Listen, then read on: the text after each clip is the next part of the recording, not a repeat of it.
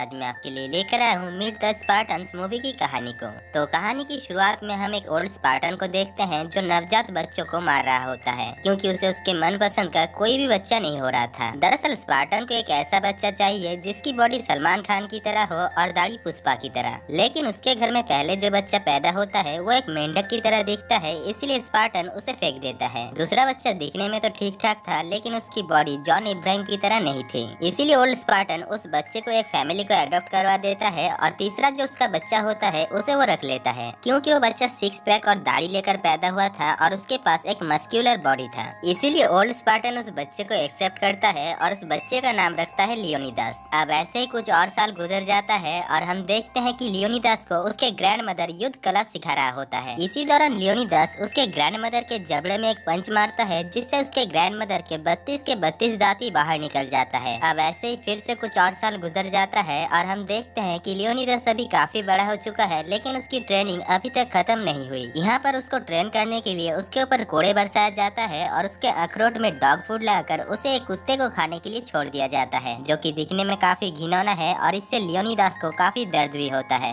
इसके बाद अगले सीन में हम लियोनिदास को एक बर्फीले जगह पर देखते हैं जहाँ पर उसे उस जगह पर सर्वाइव करने के लिए ट्रेन किया जा रहा था। इसी दौरान उसे वहाँ पर एक KFC का बर्गर मिलता है लेकिन उसका स्वाद उसे अच्छा नहीं लगता इसीलिए वो उसे फेंक देता है। तभी वहाँ पर एक पेंगुइन भी आ जाता है जो कि उस बर्फीले इलाके का सबसे खतरनाक पेंगुइन है और वो इंसानों को मारने में 2 मिनट का भी वक्त नहीं लगाता। लेकिन इस बार वो लियोनिदास के सामने आकर नाचने लगता है और इसी मौके का फायदा उठाकर लियोनिदास उसे जान से मार डालता है। इसके बाद लियोनिदास उस पेंगुइन की खाल को पहनकर महल में वापस आता है और उसे काफी अच्छी तरीके से महल में स्वागत किया जाता है। दरअसल लियोनिदास की ट्रेनिंग अभी खत्म हो चुका है और वो अभी स्पार्टन का राजा है। खैर इधर लियोनिदास को स्वागत करने के लिए मार्गो नाम की एक लड़की आती है और वो अपनी जवानी को भरपूर लियोनिदास को दिखाती है, जिसको देखकर लियोनिदास उसके प्यार में पागल हो जाता है और उसके साथ शादी करने के लिए उसे प्रपोज करता है। तभी हम देखते हैं कि मार्गो लियोनिदास के चेस्ट पर कुछ नंबर लिखती है जिसको देखकर लियोनिदास को कुछ भी आइडिया नहीं होता, इसीलिए वो मार्गो से इसके बारे में पूछता है और मार्गो से बताती है कि ये उसके प्राइवेट पार्ट में लगे हुए लॉक का पासवर्ड है, यानी वो लियोनिदास के साथ शादी करने के लिए और अपनी सील तुड़वाने के लिए राजी है। खैर इसके बाद फिर से सीन कुछ सालों के लिए शिफ्ट होता है और हम देखते हैं कि लियोनिदास की शादी हो चुका है और उसका एक बच्चा भी है। लियोनिदास उस बच्चे को भी खुद की तरह ही ट्रेन करता है जैसा कि उसके साथ बचपन में किया गया था। वहीं दूसरी तरफ मार्गो अपने बेटे और बाबू को फाइट करते हुए देख रही थी और इसका मजा ले रही थी। तभी वहाँ पर लियोनिदास का सेनापति जिसका नाम था केविन सॉर्बो लियोनिदास के पास आता है और उससे कहता है कि उनसे मिलने के लिए एक दूत आया है। अब लियोनिदास उस दूत से मिलने के लिए जाता है और उसको किस करके अपने देश में स्वागत करता है। वहीं दूसरी तरफ दूत को ये सब कुछ काफी अजीब लगता है और वो लियोनिदास से कहता है कि ये सब कुछ क्या घटिया मजाक है, जिसके जवाब में लियोनिदास कहता है कि उसके देश में सभी मर्द एक दूसरे को किस करके ही वेलकम करते हैं। साथ ही साथ वो ये भी कहता है कि वो लोग औरतों के साथ हाई फाई करके एक दूसरे को वेलकम करते हैं। अब ये सब कुछ देखकर वो दूत काफी परेशान हो जाता है और तभी वो देखता है कि मार्गो जो कि लियोनिदास की वाइफ है वो उसे काफी गंदे गंदे इशारे कर रही थी, जैसे कि वो उसका काला घोड़ा लेना चाहती है। खैर इसके बाद लियोनिदास उस दूत को पीट ऑफ डेथ यानी मौत के गुफा के पास लेकर जाता है और उससे पूछता है कि वो यहाँ पर किस लिए आया है, जिसके जवाब में वो कहता है कि उसे पारसी राजा जायरस ने भेजा है जो कि काफी शक्तिशाली है और वो इस दुनिया में राज करना चाहता है। इसीलिए वो चाहता है कि लियोनिदास बिना युद्ध करे ही हार मान ले जिससे वो उसके देश यानी स्पार्टन को कब्जा कर सके। साथ ही साथ वो ये भी कहता है कि राजा जायरस ने ये भी कहा है कि वो स्पार्टन की औरतों को काफी खुश रखेगा और उन्हें नाइकी शूज पहनाएगा। अब ये सब कुछ सुनने के बाद लियोनिदास उस दूत के ऊपर काफी गुस्सा होता है और अपने प्रजा की तरफ देखने लगता है। इसके बाद जब वो अपने हथियार को निकाल कर उस दूत को मारने के लिए पीछे की तरफ देखता है तभी वो देखता है कि वो दूत मार्गो की दूध पी रहा था। अब ये सब कुछ देखने के बाद लियोनिदास उस दूत के ऊपर और भी ज्यादा गुस्सा हो जाता है और उसे लात मारकर पीट ऑफ डेथ यानी मौत की गुफा में फेंक देता है। इसके बाद लियोनिदास और कई सारे लोगों को उस मौत के गुफा में धकेल देता है जिसको वो पसंद नहीं करता था। इसी दौरान उसका सेनापति उसके पास आकर कहता है कि महाराज हमें युद्ध की परिणाम जानने के लिए प्रीफेक्ट के पास जाना चाहिए। दरअसल प्रीफेक्ट एक बदसूरत और श्रापित इंसान है जो भविष्य को देख सकता है। इसीलिए लियोनिदास उन प्रीफेक्ट के पास जाता है और उन्हें काफी सारे फेयर एंड लवली और फेस वॉश देकर उनसे युद्ध का परिणाम पूछता है, जिसके जवाब में उनमें से एक प्रीफेक्ट कहता है कि लियोनिदास अगर युद्ध में हिस्सा लेता है तो वो कुत्ते की मौत मारा जाएगा। अब ये सब कुछ सुनने के बाद लियोनिदास अपने महल पहुंचता है और कुछ सोच विचार करने लगता है। तभी उसको देखकर कुछ लड़कियां हंसने लगती है क्योंकि उसने नीचे कुछ भी पहना नहीं था। खैर इसके बाद वो मार्गो के पास जाता है और उससे कहता है कि युद्ध के बारे में सोचते हुए उसे नींद नहीं आ रहा है, जिसको सुनने के बाद मार्गो उससे कहती है कि कल तुम युद्ध में चले जाओगे और मुझे नहीं लगता कि तुम इस युद्ध को जीत कर घर वापस आ सकते हो, इसलिए आज रात तुम मेरे साथ जो मर्जी कर सकते हो।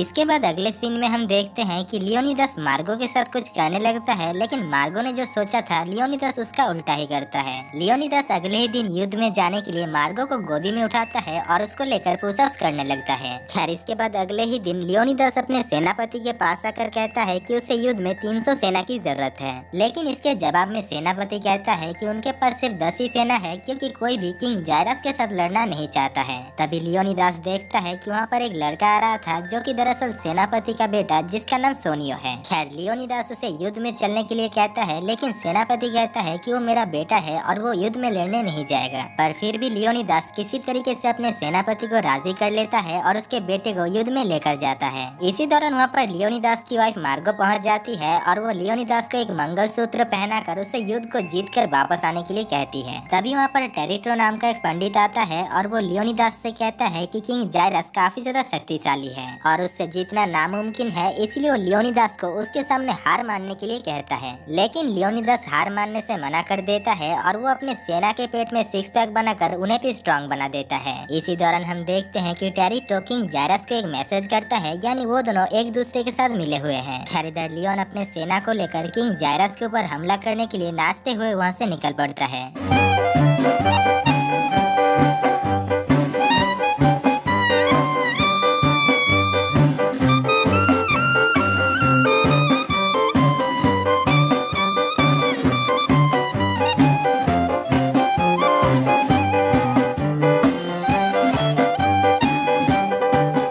इसी दौरान हम देखते हैं कि उनको कोई फॉलो भी कर रहा था, जिसका चेहरा हमें नहीं दिखाया जाता। इधर लियोनिदास अपने सेना को लेकर एक पहाड़ के पास पहुंचता है और वहां पर फ्रूटी और कोल्ड ड्रिंक्स पीने लगता है। तभी वहां पर वो लड़की पहुंच जाती है जो उनको फॉलो कर रही थी। दरअसल वो लड़की पेरिस हिल्टन है, जो कि स्पार्टन की ही एक नागरिक है, लेकिन क्योंकि उसकी बॉडी की स्ट्रक्चर ठीक ठाक नहीं है, इसीलिए उसे स्पार्टन से निकाल दिया गया है, क्योंकि स्पार्टन में सिर्फ उन्हीं लोगों को ही रखा जाता है जो कि फिजिकली स्ट्रांग हो। खैर वो लड़की अपने हक के लिए लियोनिदास के साथ लड़ने लगती है और तभी अपने सील को ऊपर की तरफ फेंकती है, जो कि उसके सर पर आकर गिरता है और वो वहीं पर ही बेहोश हो जाता है। इसी बीच वहाँ पर पार्शियन सेना भी पहुँच जाता है और पार्शियन सेनापति लियोनिदास को हार मानने के लिए कहता है, लेकिन लियोनिदास बिना युद्ध करे हार मानने से मना कर देता है। और तभी हम देखते हैं कि लियोनिदास का एक सेना उन पार्शियन सेना के ऊपर हमला करता है, लेकिन वो एक पत्थर के ऊपर से इतनी जोर से छलांग मारता है कि वो एक पहाड़ के ऊपर जाकर लटक जाता है। इसके बाद वहाँ पर असली युद्ध शुरू होता है और यहाँ पर हम देखते हैं कि वहाँ पर कोई युद्ध नहीं बल्कि डांसिंग कंपटीशन हो रहा था। दरअसल वो लोग बिना खून खराबा किए ही डांसिंग कंपटीशन के द्वारा युद्ध का नतीजा फैसला करने वाले थे। इसलिए पार्शियन और स्पार्टन दोनों देश की ही सेना इस डांस कंपटीशन में भाग लेते हैं और स्पार्टन इस डांस कंपटीशन को काफी अच्छी तरीके से जीत लेता है, जिस वजह से वो लोग पार्शियन सेना को बहुत ही बुरी तरीके से मार डालते हैं। दूसरी तरफ हम महल में मार्गो को देखते हैं जो कि स्पा ले रही थी और तभी वहाँ पर एक लॉयलिस्ट आता है जो कि उसे हवस की नजर से देखने लगता है। साथ ही साथ वो ये भी कहता है कि उसका पति यानी लियोनिदास को और भी ज्यादा सेना की जरूरत है किंग जायरस के देश में हमला करने के लिए। अब ये सब कुछ सुनने के बाद मार्गो कहता है कि उसे लग रहा था कि लियोनिदास मर चुका है, इसलिए उसने टिंडर और शादी.com में अपने प्रोफाइल को रजिस्टर कर लिया है और वहाँ से उसे काफी शादी के ऑफर्स आ रहे हैं। तभी हम एक वर्कर को देखते हैं जो कि एक वैक्यूम क्लीनर से उस महल को साफ कर रहा होता है, जिसको देखकर मार्गो से इशारा करती है और यहाँ पर हमें पता चलता है कि वो मार्गो की सूखी बंजर जमीन में घास उगाने का भी काम करता है। खैर वो लॉयलिस्ट मार्गो से कहता है कि लियोनिदास अगर इस युद्ध को हार गया तो उसका पूरा साम्राज्य पारसी राजा किंग जायरस का हो जाएगा। साथ ही साथ वो ये भी कहता है कि किंग जायरस मार्गो के ऊपर भी कब्जा कर सकता है और उसके गोदाम में अपना सामान रख सकता है, जिसको सुनने के बाद मार्गो लॉयलिस्ट को एक सभा बैठाने के लिए कहती है। दूसरी तरफ हम लियोनिदास को देखते हैं जिसके पास किंग जायरस आता है, जो कि दिखने में काफी घटिया था और वहाँ पर पहुंचकर वो काफी घटिया हरकतें भी करने लगता है। इसी बीच जब वो अपने रथ से नीचे उतर रहा होता है तभी वो गिर जाता है, जिस वजह से वो अपने एक सेना को जान से मार डालता है,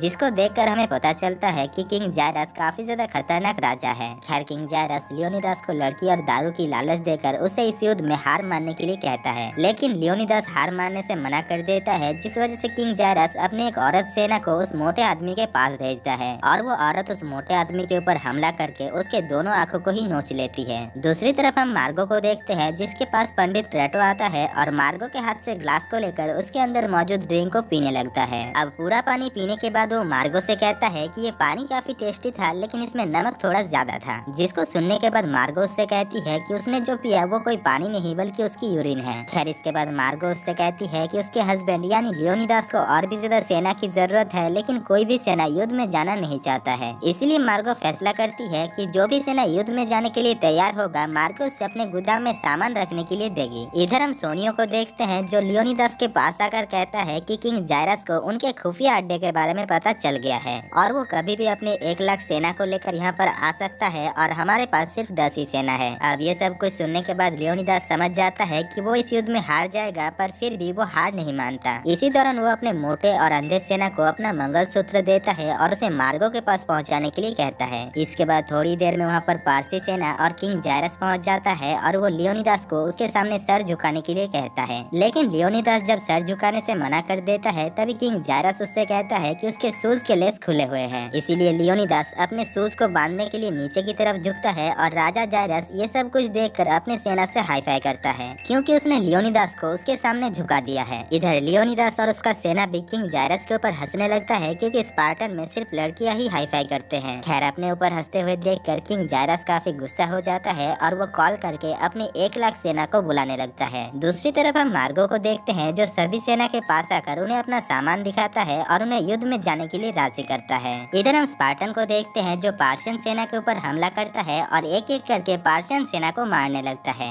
इसी बीच हम देखते हैं कि राजा जायरस स्पार्टन सेनापति के ऊपर एक भाला फेंकता है, जिससे वो वहीं पर ही मारा जाता है। थोड़ी देर बाद लियोनिदास जब देखता है कि उसका सेनापति मर चुका है तभी वो किंग जायरस के ऊपर काफी ज्यादा गुस्सा हो जाता है और अपने हाथ में 2 गन लेकर GTA 5 खेलने लगता है। दूसरी तरफ किंग जायरस अपने कार को आयरन मैन की तरह एक रोबोट में बदल देता है और स्पार्टन के ऊपर गिर जाता है, जिसमें स्पार्टन के सभी सेना और लियोनिदास भी मारा जाता है। और यहाँ पर हम देखते हैं कि लियोनिदास मरते हुए भी हंसी रहा था। खैर इसके बाद मूवी के आखिर में हम उस अंधे सेना को देखते हैं जो किसी तरीके से मार्गो के पास पहुँच जाता है, और क्योंकि वो अंधा है इसीलिए वो मार्गो को टच करके देखता है और उसे पता चल जाता है कि यही महारानी है। इसके बाद वो उसे वो मंगलसूत्र देता है जो कि लियोनिदास ने मार्गो को देने के लिए कहा था। और दोस्तों इसी के साथ ही ये मूवी खत्म हो जाती है। तो दोस्तों अगर आपको इस मूवी की कहानी और मेरा काम पसंद आया है तो वीडियो को दिल से एक लाइक कर देना और चैनल को सब्सक्राइब करके बेल आइकन प्रेस कर लेना, ताकि आपको वीडियोस की नोटिफिकेशन और मुझे वीडियो बनाने की मोटिवेशन मिलता रहे। बाकी मैं मिलता हूँ आपसे अगली ही वीडियो में, तब तक के लिए जय हिंद।